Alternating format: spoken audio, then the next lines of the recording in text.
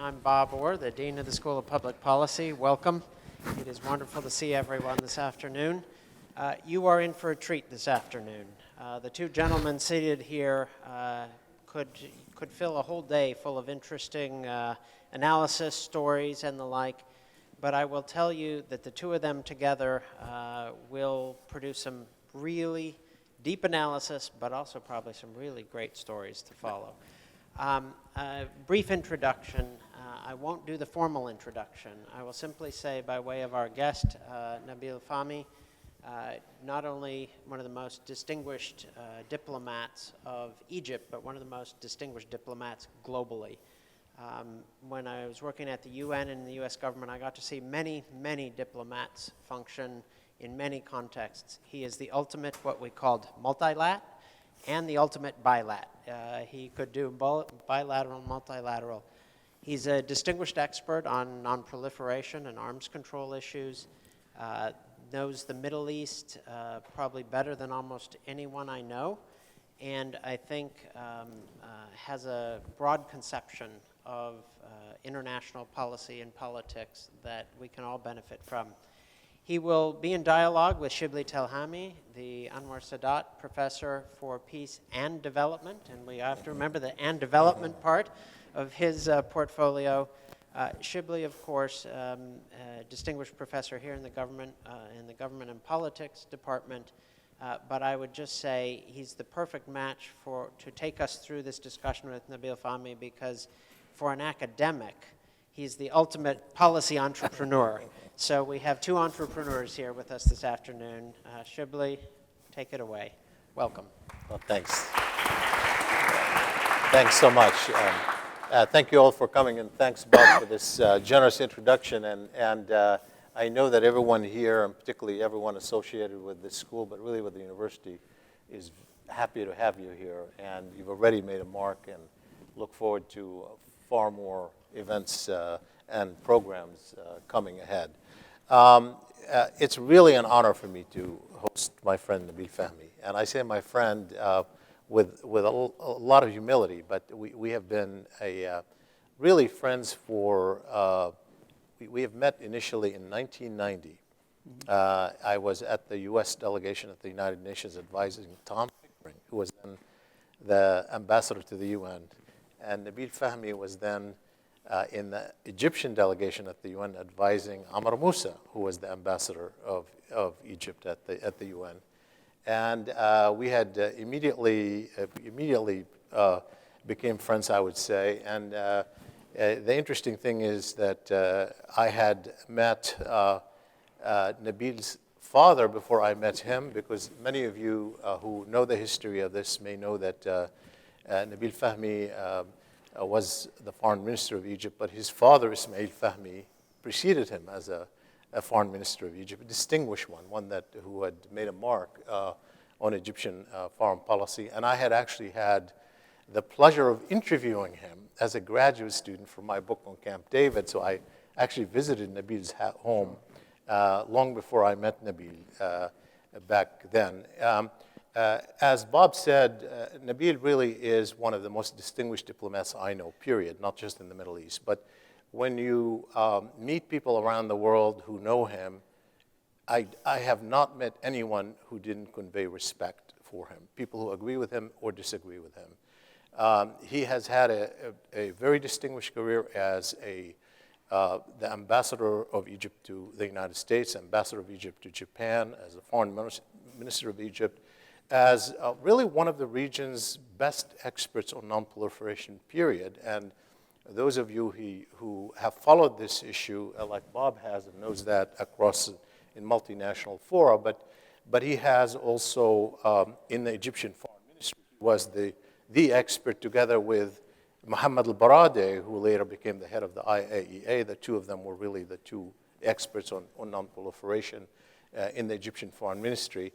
And more recently, he has been the dean of the School of Public Policy at the American University in Cairo, where he's building a vibrant program and looks forward to perhaps cooperating with our university and building on some of the relationship that he's already established, and perhaps even having some exchanges. And those of you here as students who want to ultimately are thinking about studying abroad, it's so good to have you here. It'd be really an honor and a pleasure, and we miss you in this town too from all the years that you were here. Let me start with I know the question that the questions that we put forth have to do with Egyptian foreign policy in a changing Middle East, and we know how changing the Middle East is. But I want to start in a concrete place, and that concrete place is just the last couple of days, where we've had the King of Saudi Arabia, King Salman, visit Egypt. And that visit generated not only a number of agreements, including development agreements and trade agreements and economic aid agreements, particularly for the development of the Sinai Peninsula, which is a target of development right now, but a controversial one in which Egypt agreed essentially that two islands across from Sharm el-Sheikh really belong to Saudi Arabia. And it is reported that those will be transferred to Saudi Arabia. It's generated a lot of controversy, not because people know a lot about the history. Obviously, I doubt that most people who follow this at the public level know the legal history of the islands, but also because of their history in the Arab-Israeli conflict, particularly. When Jamal Abdel Nasser back in the 1960s essentially reiterated a position about prohibiting Israeli shipping through the Straits of Tiran. And so for that particular reason, at least, it generated a lot more discourse and attention. It's become controversial. So I want to ask you first on that specific issue, and then a broader question about the Saudi-Egyptian relationship in this changing Middle East. So if you don't mind just giving your interpretation of this agreement to the extent that it's unfolding.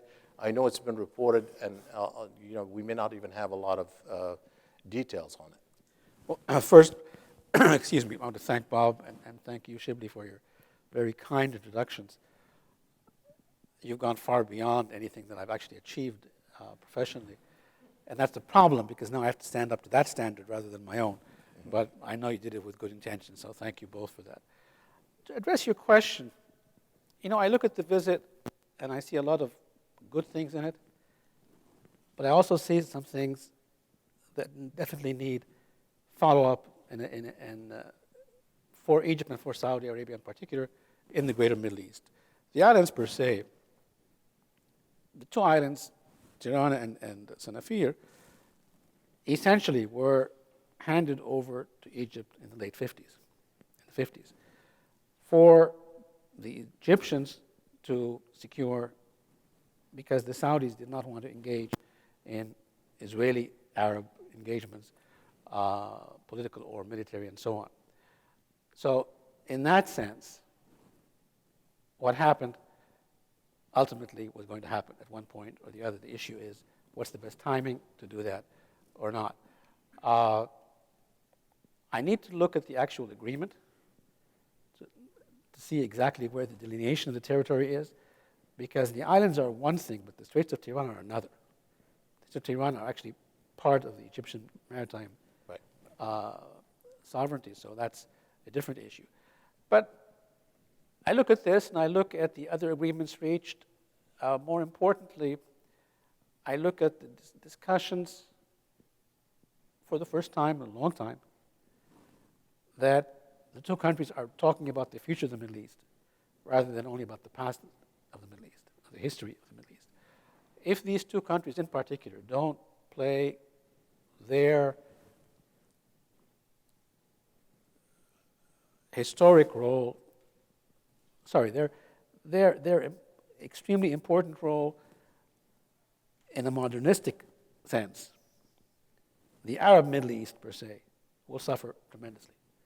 So I find the fact that the king stayed for five days, they talked to a lot of about regional issues, more important for me than the number of agreements signed or not signed, that they would resolve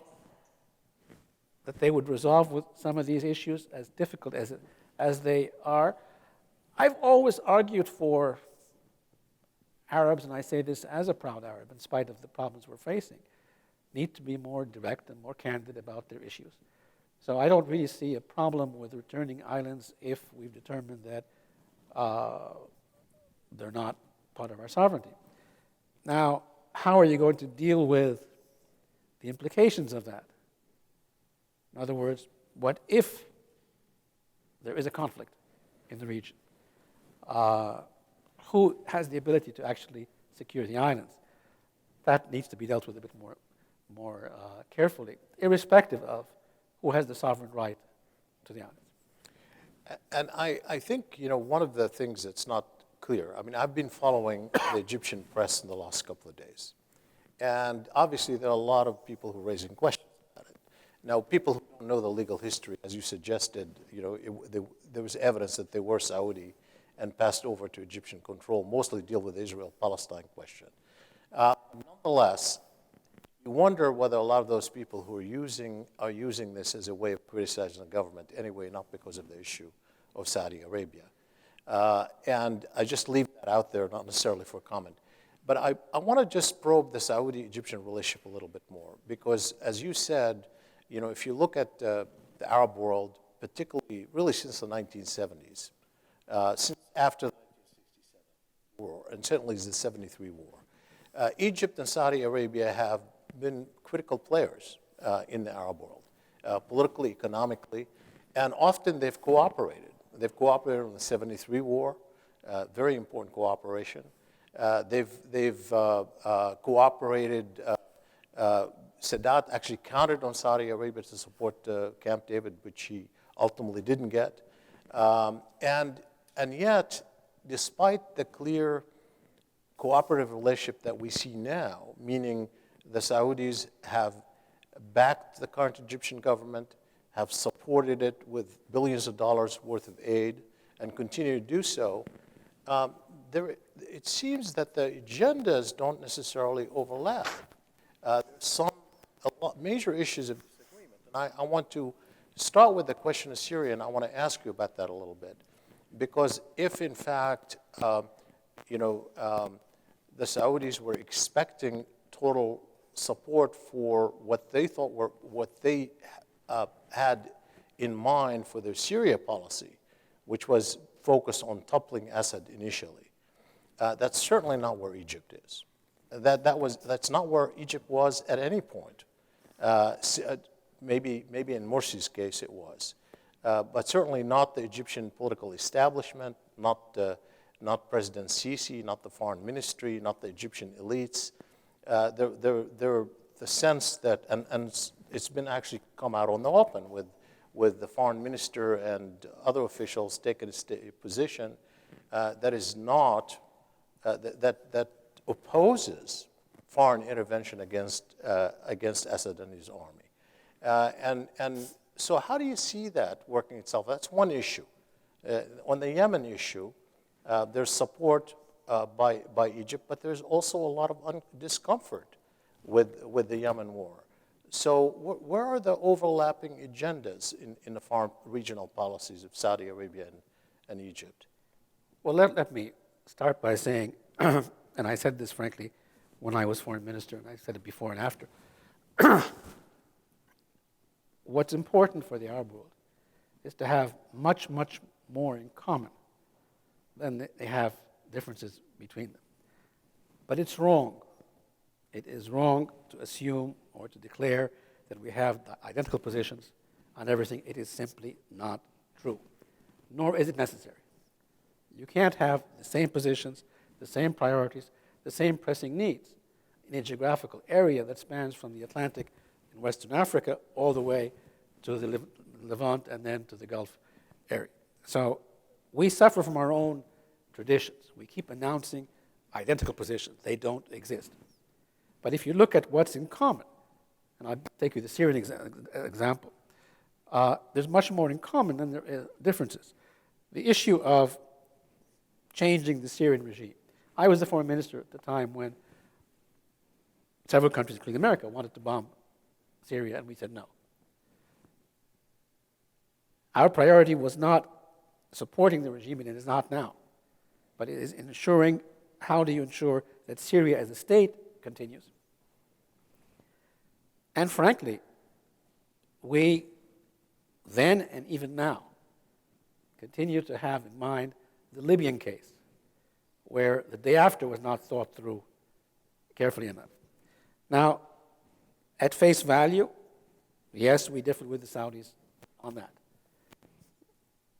That being said, we don't differ with the Saudis, and they don't differ with us on the importance of preserving Syria as a state.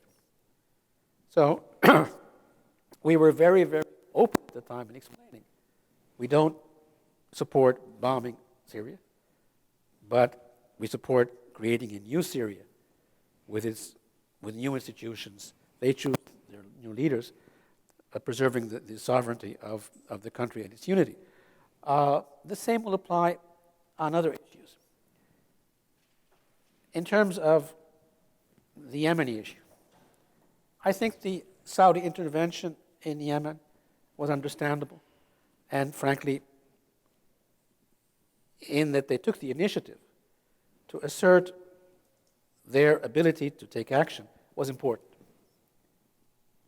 What would have been very useful, that should have been coupled shortly afterward by a political plan. How do you move from showing that you're ready to put, for lack of a better term, your money where your mouth is, and dealing with a threat that you say exists, to, okay, this problem is not going to be resolved militarily. Therefore, there has to be a political way out of dealing with that. And so in that sense, Egypt was supportive and is participating in the Yemeni case with certain limits. But the idea that we all agree with each other, and whenever we disagree, then there's a major crisis, I think is simply a fallacy. Even though we differed with each other on the priority of the Syrian regime versus dealing with Syria, and even though we have different variations on the Yemeni issue, what we have in common is far greater than what differs with us. And I think that having these discussions openly are useful, allowing for this diversity of positions, as long as the overwhelming majority of our positions are more in common than they are difference. That's the way to move forward. If we were to say, and continue to say, that we all agree on everything, well, it's not going to, frankly,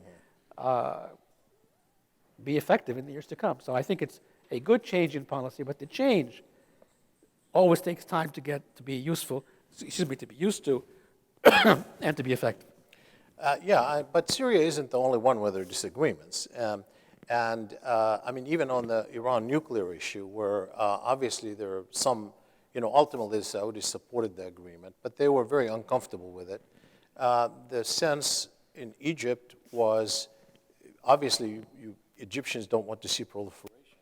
Wanted to have a multilateral agreement on non-proliferation, but I don't sense as much fear of the Iranian nuclear program as has been exhibited either by Saudi Arabia or other Gulf states. So the positions were not identical on the Iran issue either. Well, and there will be other issues. Frankly, on the Iran issue, they were much closer, frankly. And I wouldn't argue that we weren't concerned with Iran as much as they were. I would argue that we were concerned with arms control much more than others were. But that being said, yes, they were not identical positions. All I'm saying is that we have to deal with diversity in positions.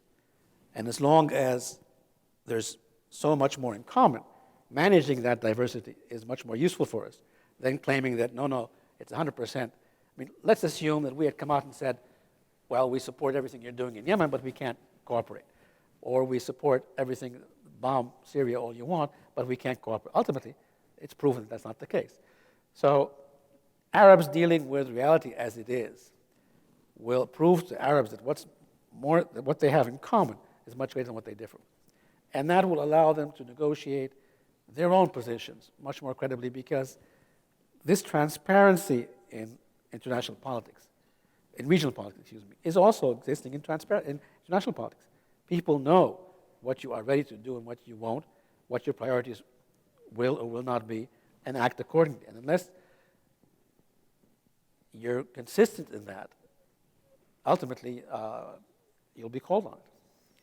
Well, if you look at Egypt now, separate from the Saudi relationship, which is important, I say historically, obviously that has been important. How it unfolds impacts much of the Arab world for obvious reasons. But if you look at where Egypt is now, as President Sisi and others have been saying, the top priority for Egypt right now, given its state of affairs at home, is number one, security, and number two, economics. That those are the two top priorities, which are engaging Egypt right now, and they're taken almost full time.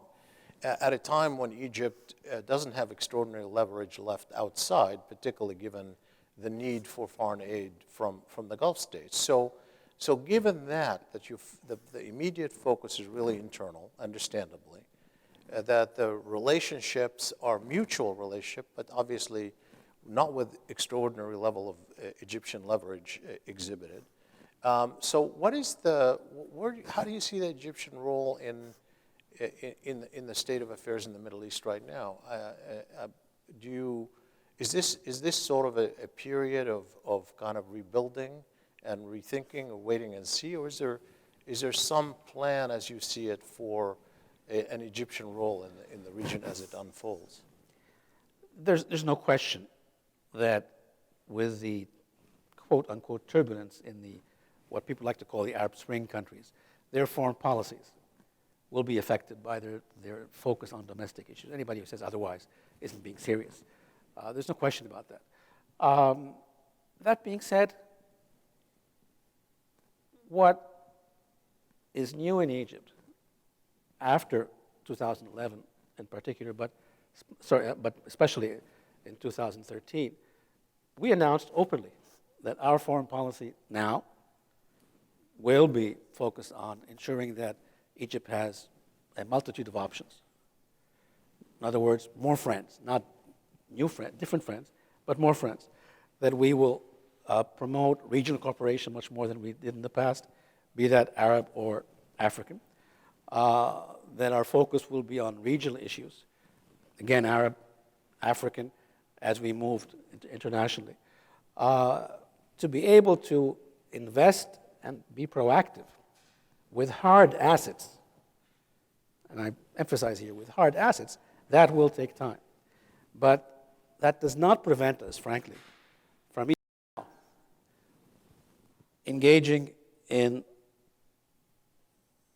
the politicking of these problems. In other words, we can become more active in suggesting solutions to the situation in Libya. We can become more active in suggesting solutions to parts of the Syrian problem. And likewise, on the Yemeni issue, nobody has the answer to all of these questions. And it's not about being the most creative among the countries in the region.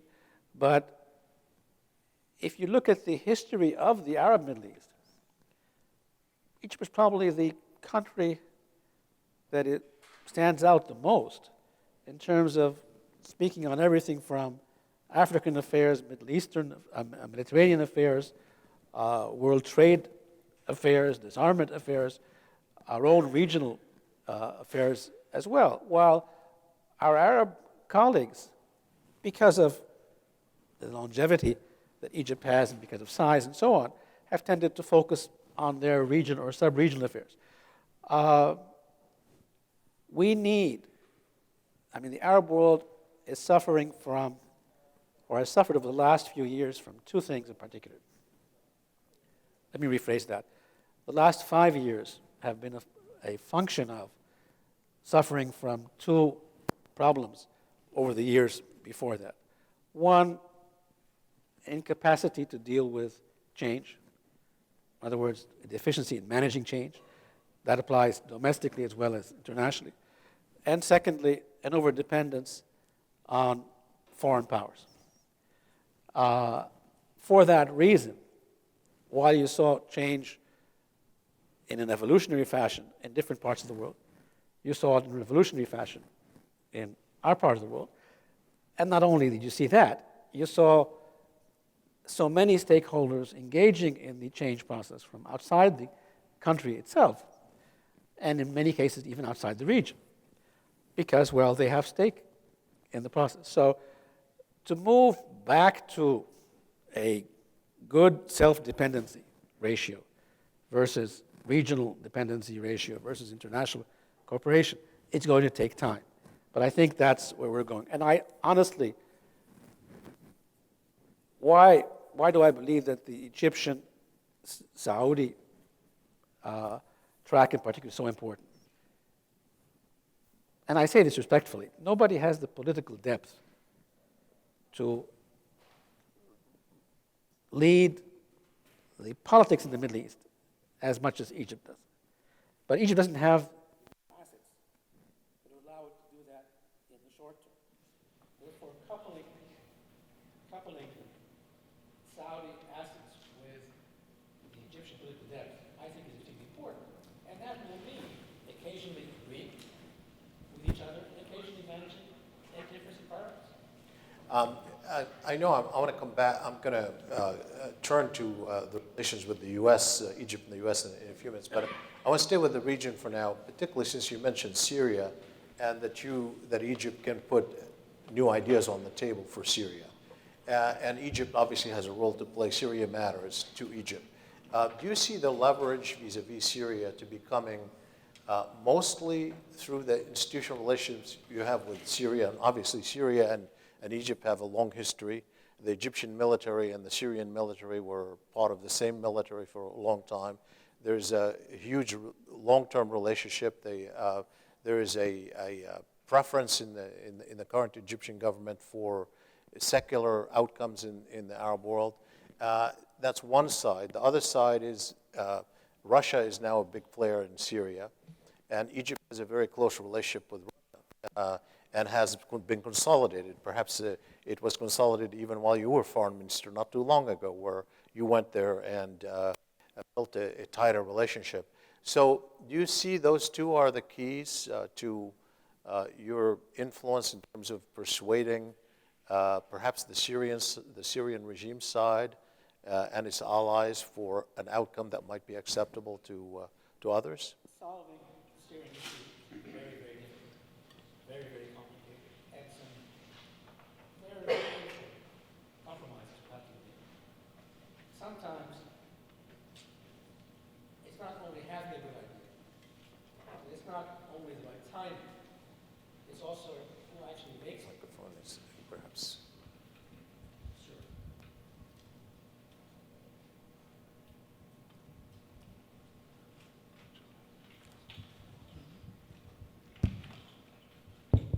It's not only having a good idea or choosing the right timing, but it's also, in many cases, who actually makes the proposal.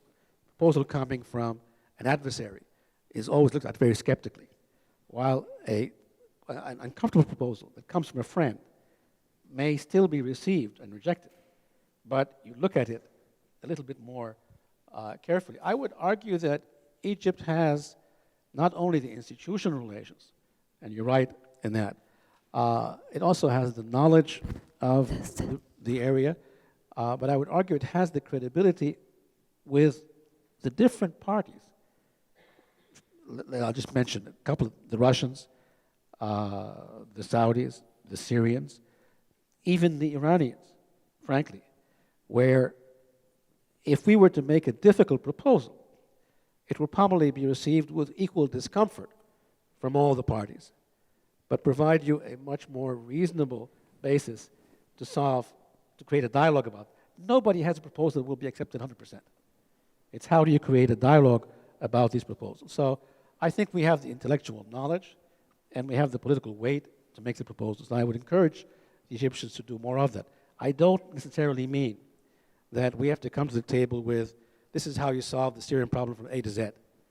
But you can deal with confidence-building measures in some cases, you can deal with more concrete institutional measures in the other, and or regional situations. And I think we can do that. And do you see that as a direct role, or do you see that as a consultation role where you're just behind the scene, you're sort of contacting various people. Do you see, if you were a foreign minister now, would you do more than that in terms of appointing someone specifically for Syria? Do you see it as a central important issue for Egypt to play a leading role in that? You know, we were always asked, I spent 40 years in the foreign ministry, and we were always asked about why didn't we appoint somebody special for the Palestinian issue, or in that case it wasn't Syria, or other issues. And you don't appoint somebody for your priority issue. You appoint somebody for something that you can't spend the time on yourself. So I wouldn't recommend Egypt appointing somebody on Syria, but I would recommend that Egypt make proposals on Syria and become more active on Syria. If you're looking at the region, I mean, Syria obviously is important. What happens in Syria is going to impact everyone. And it's been a heartbreaking issue because of suffering that we've experienced. And as you said, there's no obvious happy outcome in any foreseeable future. So everyone's heartbroken over Syria. But from the Egyptian point of view, when you look at the region, and there are so many uncertain issues, the Israeli-Palestinian conflict could flare up at any moment. Iraq is still unsettled. We know Syria, there's the Yemen war. But then next door, you have your immediate border issue with Libya. And I don't mean with Libya, the state, but what's unfolding in Libya. And if, just for those who may not have been following the news, yesterday the President of the United States was asked, what is the biggest mistake of his presidency? He said, not planning for the morning after in Libya. He sees that as one of his biggest failures because of what's the uncertainty that followed and continues to follow. Now, I know that a lot of people, when the Joint Arab Force was set up at the initiative of Saudi Arabia, a major Egyptian role, it was initially thought that this was set up, Saudi Arabia could get support for its Yemen war, but Egypt needs at some point to do something in Libya and needs a broader Arab support for it. Do you see that as the major immediate threat, the instability in Libya as a major threat facing Egypt, or is that an exaggeration? No, it's a very important question, but let me answer it a little bit differently.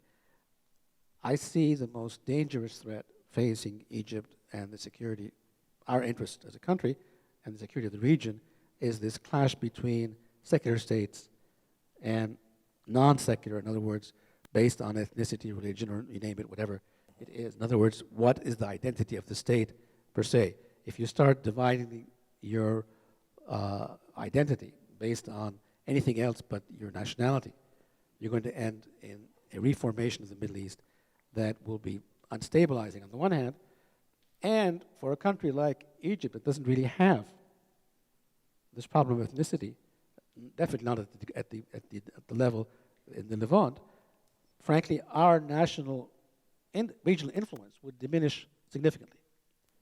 So I think this is a very significant issue. Now, that also applies, frankly, in Libya, but it applies in Libya, which is also a failed state completely. And then you bring in here the second component, which is the security component and what you need to do on the ground. It's amusing that you said that President Obama said that the day after was not thought of. That's frankly what we've been saying in Egypt from day one, that allowing the former Libyan regime to continue to do what it was doing was not morally acceptable. But not preparing for the day after was politically naive and politically unacceptable as well, because there weren't any institutions existing in Libya to pick up the day after. That has led to a huge, long border between Egypt and Libya that is only controlled, only managed, by having an eastern force with Haftar leading part of that, and having a very significant, on the Libyan side, and a very significant Egyptian force on the Egyptian side.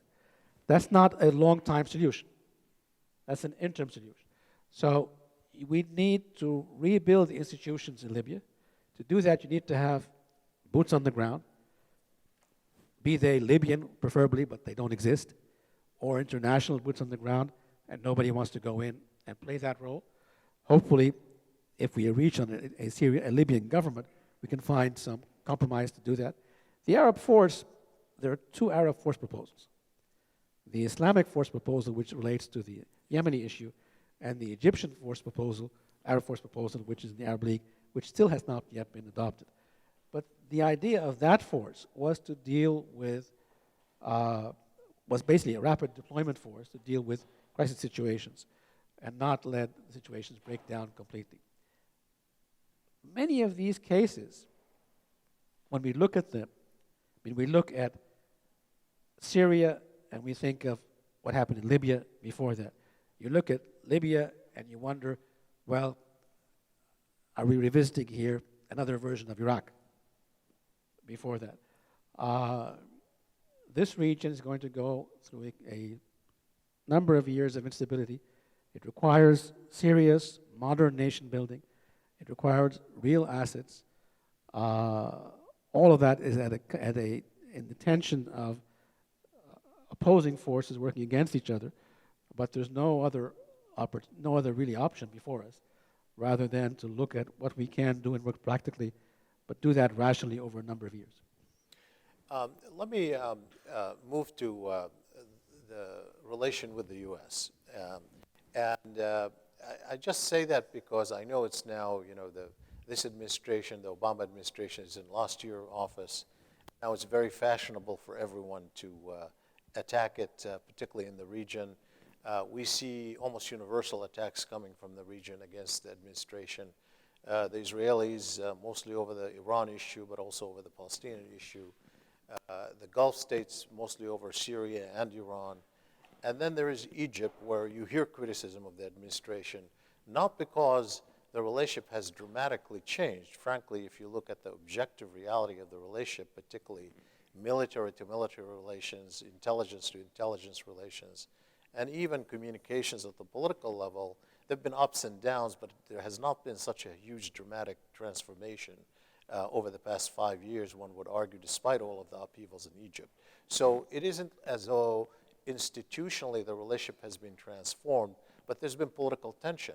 And yet the objections that you hear from Egyptian government or Egyptian elites to the Obama administration profoundly differ from the objections raised by the Israelis or the Saudis or other Gulf states. Because most of these others want the U.S. to intervene more, not less. Those who objected to the Iran deal wanted the U.S. to be more aggressive vis-a-vis Iran. Some even wanted to see a war. Those who objected to the Syria policy wanted to see an American intervention in Syria against Assad. Those who objected to the Iraq policy didn't want to see an early American withdrawal from Iraq. On those issues, Egypt agrees with the Obama administration by and large. I don't want to say identical, but, and by the way, not just Egypt, but Arab public opinion broadly in public opinion polling don't want to see a major American intervention. And so the basis for being upset with the Obama administration is not the same across the Arab world. And the principal reason for the discomfort in Egypt is mostly the position of the Obama administration on Egypt and internal politics of Egypt. Is that fair to say or not?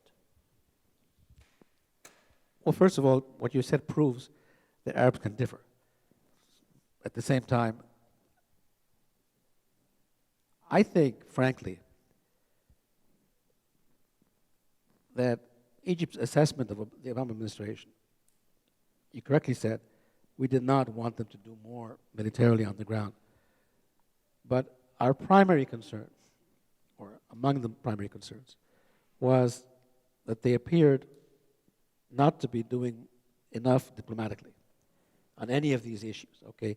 The day after military action, what do you do? And if you look at everything from the Palestinian issue onwards, every single time, the diplomacy has been tactical rather than strategic. And that's really where our concern is. They haven't gone far enough. Now, you're right also in saying Egypt and the U.S., or at least public opinion on both sides, seriously disagreed on the American position of this administration vis-a-vis the events in Egypt. That's true. And specifically, the feeling in the Arab world, in Egypt in particular, that the Americans supported the Islamists at the expense of non-Islamists. That feeling exists, and that is shared by a wide range of people, irrespective of whether it's true or not. And I think in the Middle East, in most cases, there's some reason for the rumor, but the rumors tend to be much larger than reality. And I can give you cases on that. But at the end of the day, for me, whether it was in my capacity as a diplomat or, well, actually, let me be very precise. Even when I was ambassador here, before Obama took office, I told my own government, our over-dependency on the U.S. is too much, because these guys will work on their agenda, and even though there's a lot in common, the agenda of a global power is different from that of a regional power. So let's make sure that we balance our relations with different people. The position taken on the one you mentioned on Libya, for example, the day after Gaddafi was not taken because politically it was not a priority domestically. So it was American domestic politics that determined a foreign policy decision that has implications on Libya, on Libya and Egypt immediately. Therefore, we have to have had the capacity not to depend overly on a foreign power. Exactly the same thing I said then, and I continue to say, we should get closer to Russia, but there should not be an overdependence on Russia as there was on the Soviet Union before, between Egypt and the Soviet Union. And I would argue equally true, the Arab Gulf countries need to continue to promote relations internationally, including with the U.S. But their dependence on foreign powers to assure their security has to be complemented with an increased domestic and regional capacity. Otherwise, they will be affected by domestic politics in each one of these regional countries. So, are there differences? Sure, there are differences. But from the Egyptian perspective, our complaints about the Obama administration have been they haven't done enough politically, much more than they haven't done enough militarily. And there is a bitter taste as to what is perceived as the Obama position on the 2013 events. You mentioned,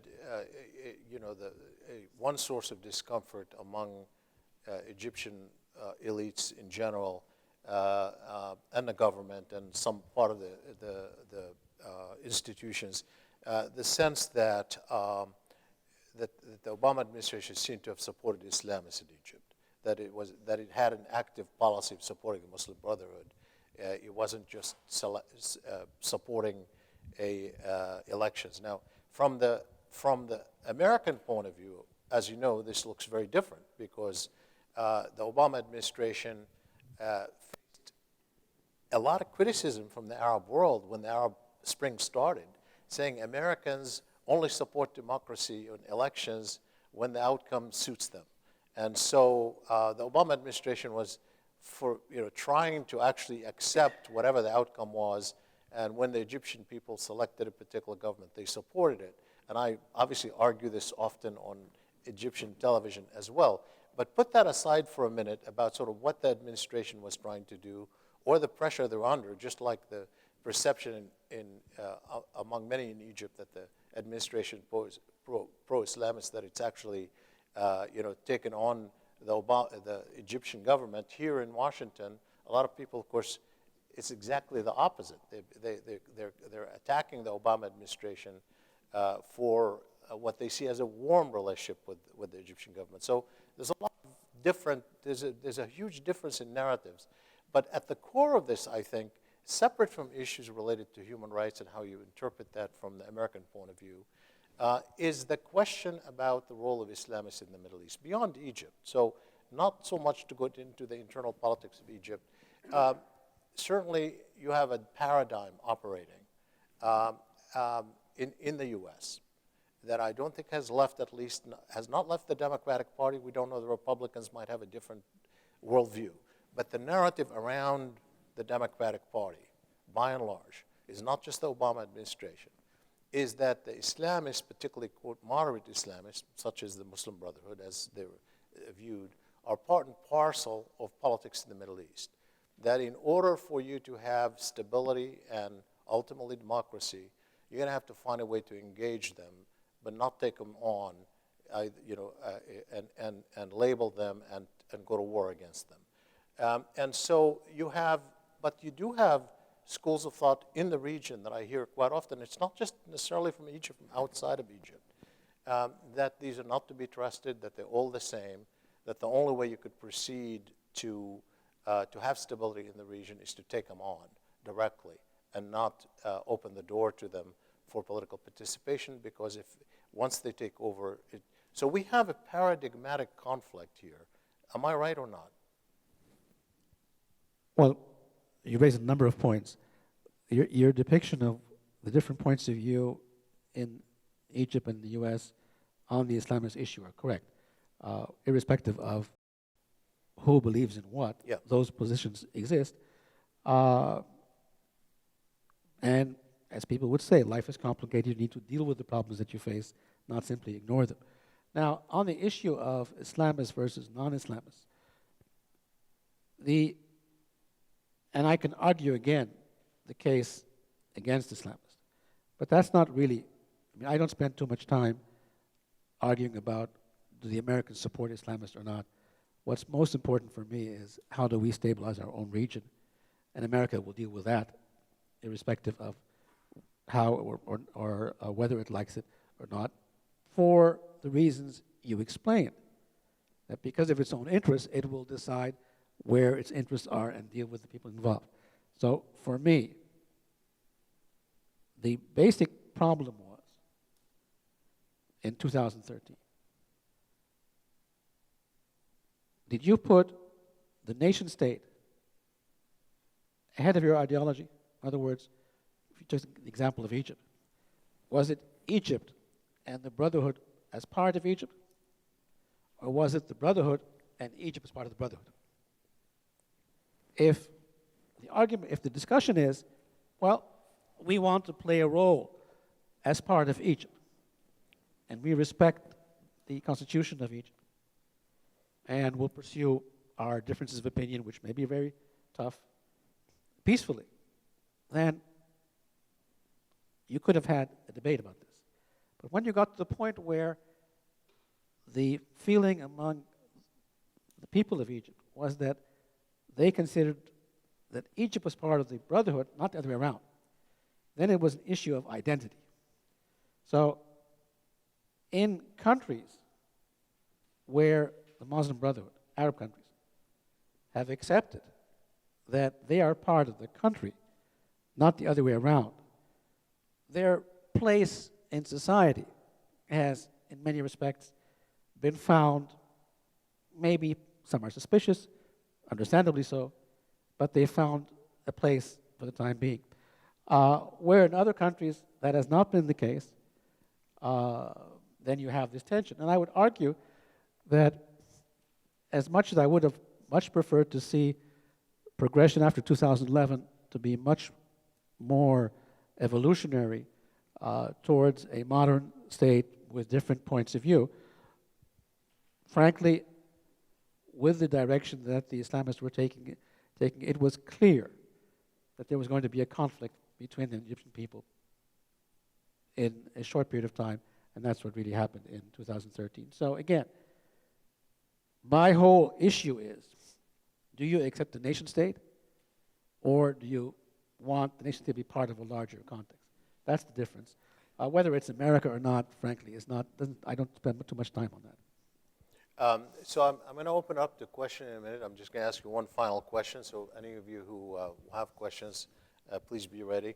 The question I want to ask you is more about the broad outlook of Egypt vis-a-vis the rest of the world. I mean, if you look historically, Egypt has been very good at recognizing and reading international politics and linking itself strategically in a way that benefits its leverage in the region. Dating back to the relationship with the Soviet Union, then Sadat's move toward the U.S., reading both in terms of getting international aid, but political leverage, military support.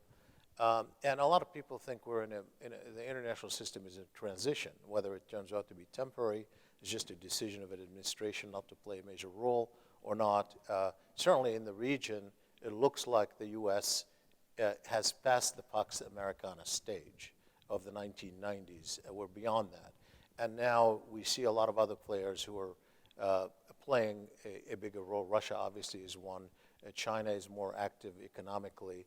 And so when you're looking at it as someone who was a foreign minister, as someone who's been an Egyptian diplomat, as someone who's a scholar now looking at it from that point of view, what are the opportunities or that are open to Egypt now? Do you see Egypt still banking more on the American relationship, or do you see it diversifying? How do you read the changing international environment, particularly with the roles of the big powers in the Middle East? Well, I think that Egypt has to look towards the future much more than it does towards the past.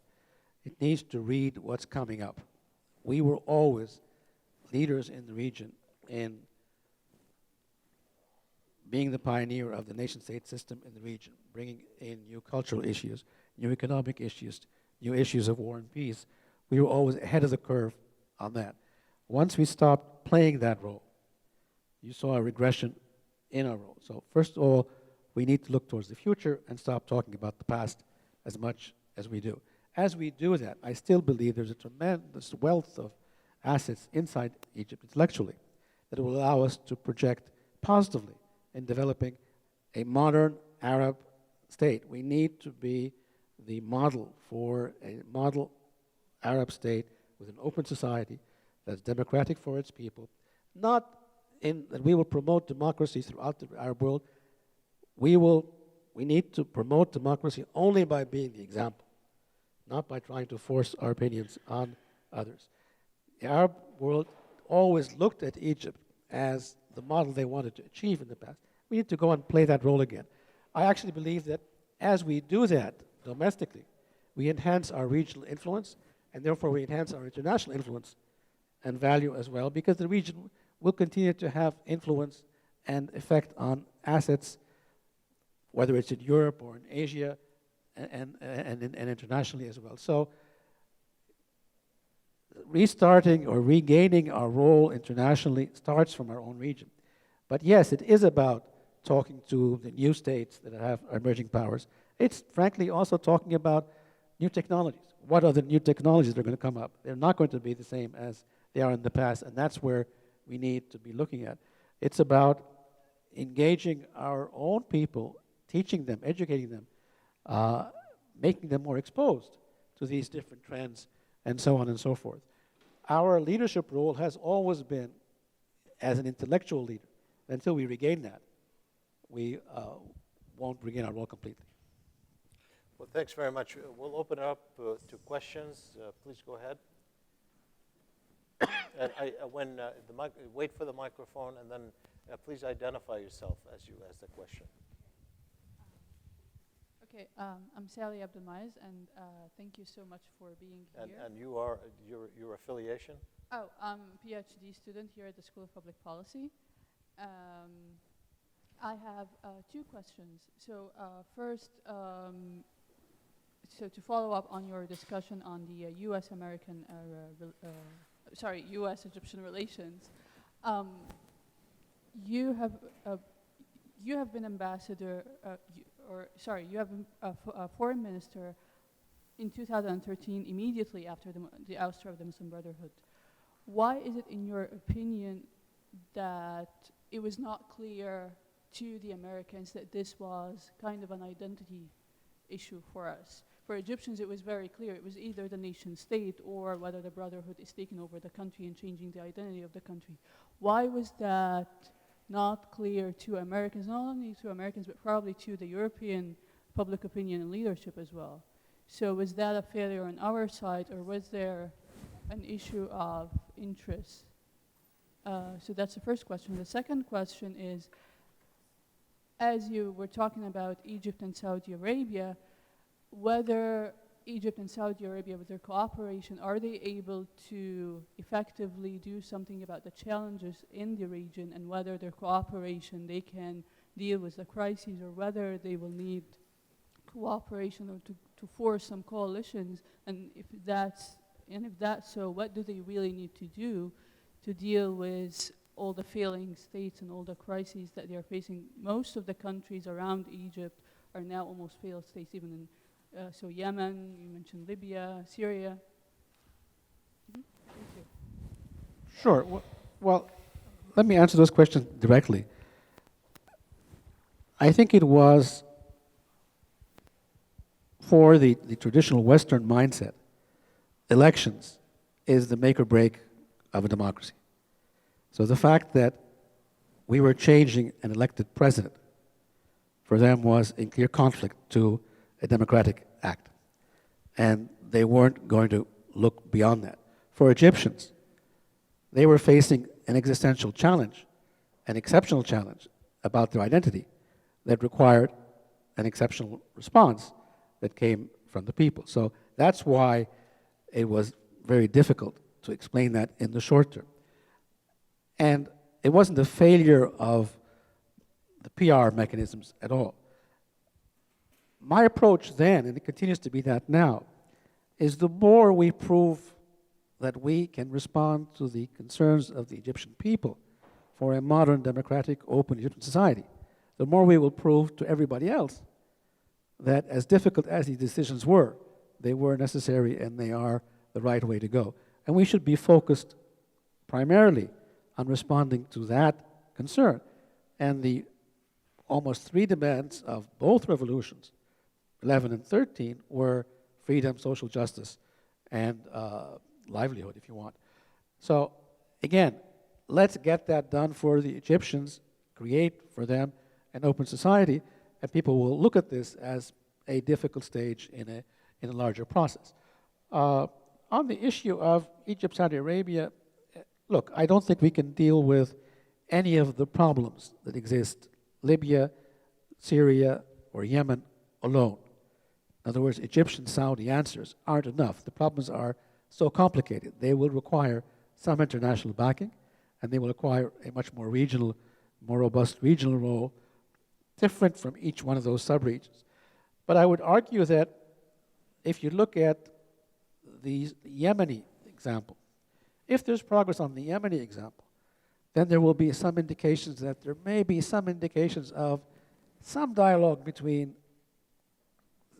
Saudis and Iranians. Now, if that little dialogue starts, then it may also have implications on the Syrian situation as well. I also think that you're not going to be able to resolve the larger issue of secularism versus Islamism without a serious change in the Turkish-Egyptian relationship. And I don't see that happening in the short term either. So I have been suggesting and urging that while both of these tracks will be complicated, Egypt, Turkey, Saudi, Iran, and take some time, looking at what confidence-building measures, small steps, can be taken on both tracks would be useful as you move forward to dealing with all these issues. So my long answer to your question is, yes, Egypt-Saudi support cooperation is extremely important for all these problems, but it won't be enough to deal with them, and it has to be coupled with international support. Great. Greg Aftandilian, American University. Nice to see you again, Mr. Ambassador. My question really deals with the ideological dimension of Egypt's Syria policy at this point. You know, the Saudis, of course, their public position is that Assad has to go tomorrow, but the Egyptian position is much more measured. Is it the thinking of Egyptian government officials that if there is this departure of Assad very soon, there aren't enough moderates to take over? In other words, is the Islamists would have an advantage, and that would change the character of Syria. I was wondering if you could just sort of flesh that out for us in terms of how the Egyptian government officials view this. Sure. Again, in the straightforward fashion, although I'm not representing the Egyptian government, these are my opinions. No, our concern in Syria is not secular Syria versus Islamist Syria. It's more national identity of Syria versus sectarianism or an ethnic identity of the different Syrian tracts, which would also have implications, by the way, in Jordan, in Lebanon, in Turkey, in Iran, and move on into the Gulf. So you'd have a complete destabilization that goes beyond the issue of religion. Issue of religion is part of that, but not alone. And that would lead to a completely different paradigm that for us would be quite unstable. Now, again, I say this, Arabs generally tend to be very critical of the Sykes-Picot arrangements, even though actually the Sykes-Picot arrangements were never put into force. The map into force is not what Sykes-Picot suggested. I don't support that map or what they did suggest, by the way. But that being said, trying to recreate history now, I believe, would really, especially in this tumultuous time where you're having all these instabilities, would really open a can of worms that nobody can afford risking. Yes. Go ahead. Right here. Thank you. Heba Al-Qudsi from Al-Sharq Al-Awsat newspaper. It's nice to have you, Mr. Minister. I would like to ask you about Obama's Can you get the visit. microphone a little closer? Okay, 'Cause sure. I would like to ask you about Obama's visit to Saudi Arabia next week.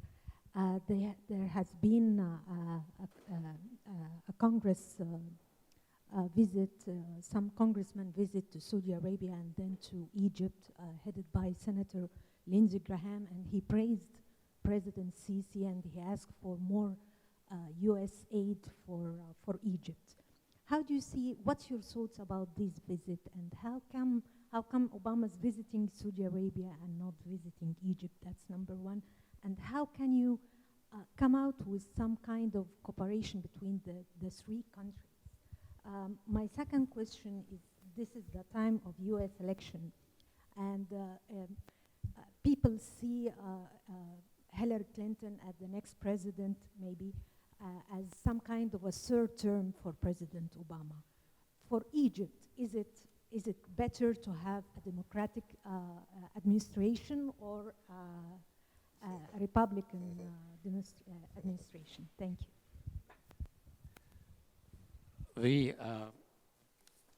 Again, well, since I'm not an official and I'm in academia, in an academic environment, I allow myself to be go beyond what I would normally do in normal circumstances, even though I'm sure I'm going to pay the consequences of that.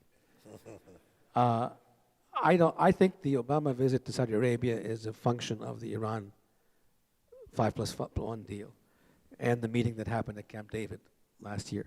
It's follow-up to that. And it's an understandable follow-up to that. It's a serious follow-up to that. But it's an attempt to try to respond to the concerns by the Arab Gulf states because of the agreement. It's not the Gulf states in comparison to their importance vis-a-vis Egypt and so on. So we don't look at that in that respect at all. U.S., I mean, you said, I wrote this down, Obama, Saudi Arabia, and Egypt. I prefer to say U.S., Saudi Arabia, and Egypt. I have nothing against Obama, but my issue is this relationship will go beyond the present president of the U.S. and the other leaders in years to come as well. We need to work together if we're going to stabilize the Middle East. But it's about dealing with the regional concerns in the Middle East, not simply about managing them. The Arab-Israeli conflict, for example, the Palestinian case in particular, is the longest ongoing occupation in the world. And it's unresolvable. It has not been resolved. This is a resolvable issue.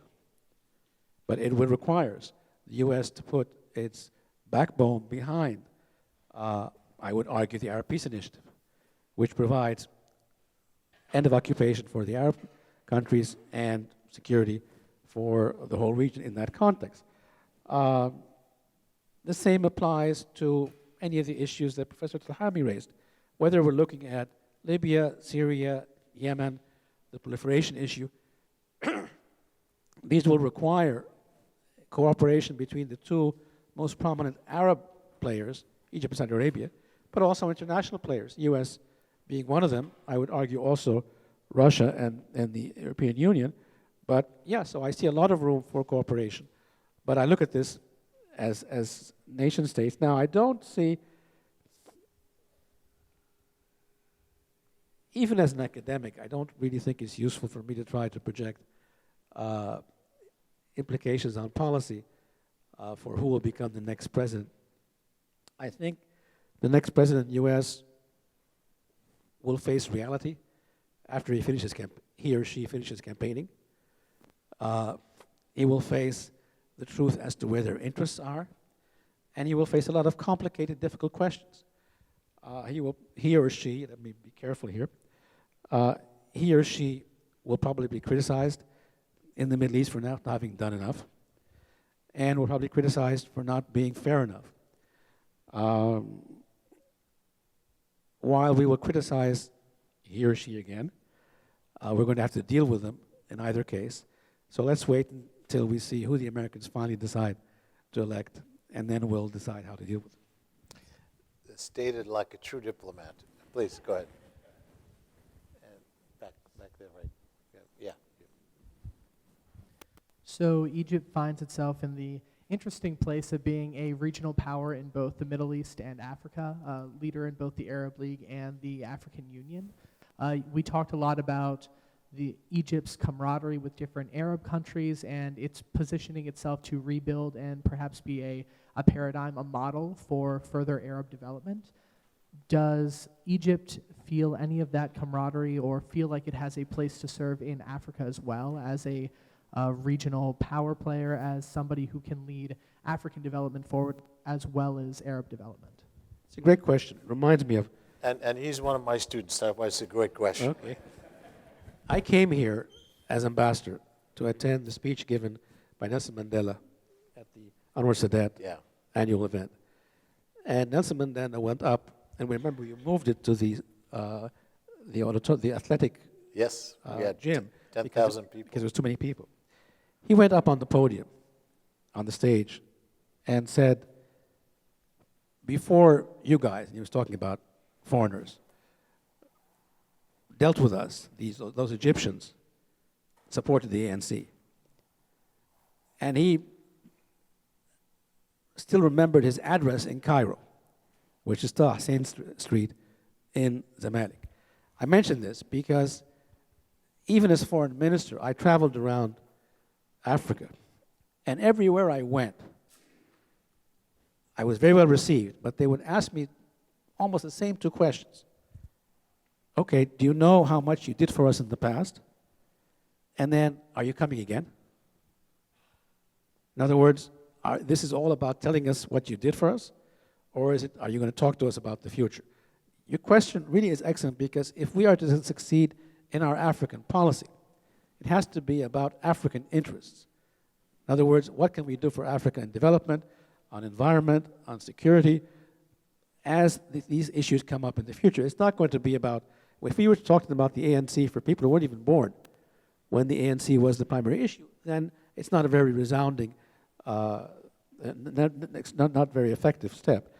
I see some serious attempts by the Egyptian government, especially at the presidential level, frankly, to engage African youth in particular, providing more scholarships for them at the universities, providing more training in institutes that we have, providing health services for them in Egypt. So I see an inclination to do that. But frankly, we need to package that because of the point that Professor Telhami and I were talking about. Because of our priorities in Egypt these days, our assets are limited, so as a government. So we need to package our political goals with our own private sector that can really take advantage of, your investments in Africa will get you a good return, and they will also create a good number of jobs for African countries as well. And that creates real assets, real interests. So my long answer to your question is, yeah, we need to look at the African agenda, not only our history books, and we need to put some real assets in place there. We'll take 2 more questions, and that will be it. Just over there and you over here. Thank you. I'm Farah Halaba. I'm an Egyptian political science student. My question is more particular about the situation of Giulio Regeni, the Italian student who was tortured and killed in Egypt, and the infamous situation, I think, that's happening now between Italy and Egypt diplomatically, and how Egypt is dealing with that in a way that really frustrates Egyptians, because every couple of days a new story comes up, and Italy like officially suspends relations and things like that. So as a diplomat, how do you see this, or how can you justify that? Thank you. Do you mind if I just summarize? And some of you may not know this case, but it's a very tragic case of an Italian graduate student, PhD candidate in Egypt, Giulio Regeni, who was brutally murdered and tortured, and is being investigated to see what happened to him. The Italians have been talking with Egyptian investigators, and it has led to a lot of mistrust and tension in trying to find out what the truth is related to that. Well, let me answer that with one small variation on your question. I'm going to answer that as an Egyptian, not as a diplomat. And I don't mean this to shy away from my previous profession, but to emphasize to you how important this is to me as an Egyptian. And that's really where we should be starting in dealing with this issue. There's no question, as Shibley just said, we've seen here a murder, and there doesn't seem to be anybody challenging the public disclosure that there was also torture involved in this case.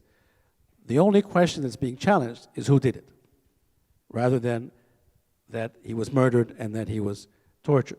So in that sense, this is a crime that has to be addressed in a transparent fashion.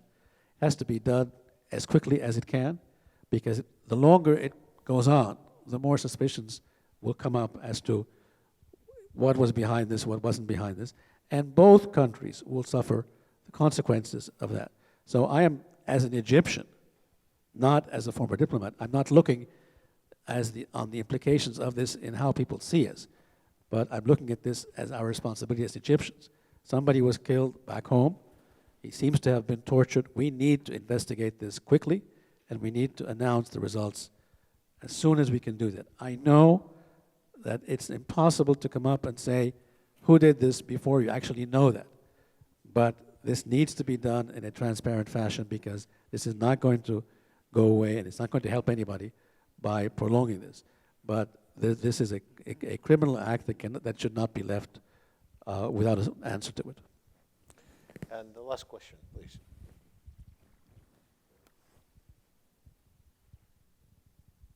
Thank you. Nisu Gören, PhD candidate here at the School of Public Policy. Ambassador, we are delighted to have you here today.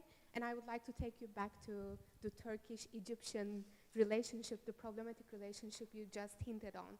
So the Saudi proposal seems to be creation of a NATO-like Islamic alliance, utilizing the Organization of Islamic Cooperation and trying to bring Egyptian and Turkish delegates back to the table. What do you think the Egyptian reaction is going to be, and what could be an alternative suggestion? The typical question of what is the right institution to bring Middle Eastern countries to the table? Thank you. Since we're in America during election season, wasn't there an American politician who didn't like NATO recently? But let me respond to that a bit more seriously. The Middle East is changing, and I would love to see somewhere down the road, not necessarily a NATO-like organization, that's far-fetched, frankly, but I'd love to see a new Middle Eastern security organization, not in place of the Arab League. Let's not misunderstand here. The Arab League is an institution organized for the Arab world. It has an important role. It needs to be more proactive. It is the primary safeguard of Arab interests. So this is not in place of the Arab League. This is something to deal with the regional issues that involve non-Arab parties as well. But that is not going to happen in the near term, in the absence of solving some of the regional problems that exist, because of the tensions that exist between Saudi Arabia and Iran, with the Saudi concerns about Iranian intervention in internal affairs in the Gulf states, and because of Egyptian concerns about Turkish intervention in our affairs, and they're promoting a certain line of thinking. So down the road, would I like to see a secure organization? Sure I would, because the region is very complicated. But I don't expect to see that very much so in the near future. Well, I'm glad the Turkey issue was brought up because I did not bring it up, and it's an important one.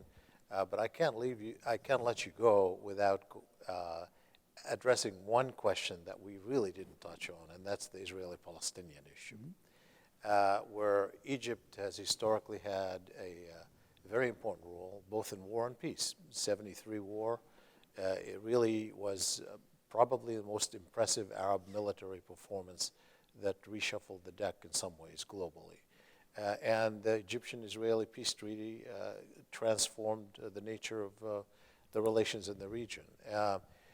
Egyptian leverage obviously has diminished. Israeli-Egyptian relations are pretty much cooperative right now in terms of keeping the peace treaty and military cooperation.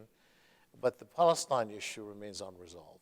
And not only in terms of ending the occupation that started in 1967, but also immediately in terms of the suffering in Gaza next door, which has obviously become complicated and more complicated because of the rule of Hamas and the way Egypt sees Hamas and its relationship with Egyptian Islamist movements.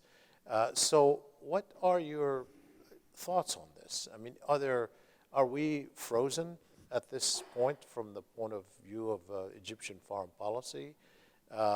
Is there room for Egyptian initiative?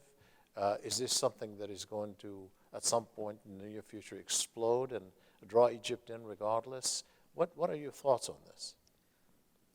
Okay. When you and I have a discussion for over an hour that spends so little time on Palestine, there's a problem here. Now, that being said, I mentioned Palestine at the beginning, and I did It's that. a reflection of the times. Yes, but I did that intentionally because I did not want it to go on record that I did not make this, and I made it as the first issue, by the way. But you're right. It's a reflection of the times, and there's something wrong with ignoring this issue because it will come back and bite us in the face. Secondly, what we can do as Egypt and what we should be doing in the region, I think that, frankly, I think the largest failure of the Obama administration was in not seizing their first year in office, the first term, and pushing a comprehensive Palestinian-Israeli peace agreement as a package altogether with the four elements of territory, refugees, Jerusalem, and security. At that time, it was possible to push this, not in exchange for further negotiations, but in exchange for ending the conflict completely. That, for me, is really the largest lost opportunity that exists. Now, what can we do to move forward? I don't believe that the present Israeli government supports a two-state solution. Therefore, negotiating with it at this point in time is really a waste of time. How do we deal with the consequences of that? Because it's not going to go away, and they continue to change the situation on the ground. I would argue that it's important to codify the basic tenets of the resolution of the problem at the Security Council, not to negotiate it there, but simply to codify the tenets so that nobody comes in 5 years and says, well, you know, let's be realistic and pragmatic, territories have changed. No, they need to be codified again. Furthermore, I would envisage the Egyptians being more proactive in trying to find a package between the Palestinian Authority and the Hamas in Gaza, where the Hamas respected the role of the authority, moved consequently towards elections thereafter, and in exchange for that package, allowing the PA with some international supervision to once again go back and monitor the international borders, because that's part of the original agreement, that borders with other countries had to be dealt with by the PA. Once that's possible with international presence, then I think it should be possible to envisage more products and people moving across the borders in a transparent fashion, and therefore seeing much less smuggling in tunnels and so on and so forth. So you see what's going in and going out openly with international supervision, but as part of a interim political step where you bring the Palestinians together. So on the one hand, codify the rules of the game and how to resolve this. On the other hand, try to bring the Palestinians together to deal with the situation on the ground. We have our problems, of course, with Hamas, but as long as people respect our borders, we don't engage in their politics domestically, and we're serious about that. Now, to open our borders, therefore, with Gaza, it's important to have this sort of preliminary package as well. But I really don't think that negotiating now with the present Israeli government has any opportunity of success. And again, my greatest criticism of the Obama administration, and I'm not a critic of them on everything, has been they had a wonderful opportunity year one in their first term to push this issue, and they didn't push for resolving it comprehensively, preferred to push for tactics on how you move forward. Well, thank you so much for taking the time to join us. Thanks for sharing your ideas with us. And I really hope that the University of Maryland and School of Public Policy at the American University in Cairo will start a mutually beneficial relationship and look forward to seeing you here again. Thank you very much. Nabil, I just want to send you with a little memento so you remember your time in Maryland, and to say, at a former stage of my career, I remember thinking I need to hang out with Shibley Telhami more because it almost makes me believe that peace in the Middle East is possible. But I think I want to hang out with you more too, because today I heard you not only identify as a diplomat, but as an academic and as a dean. You've become a consummate academic and dean, as well as consummate diplomat. So thank you for joining us. Thanks. Thank you very much.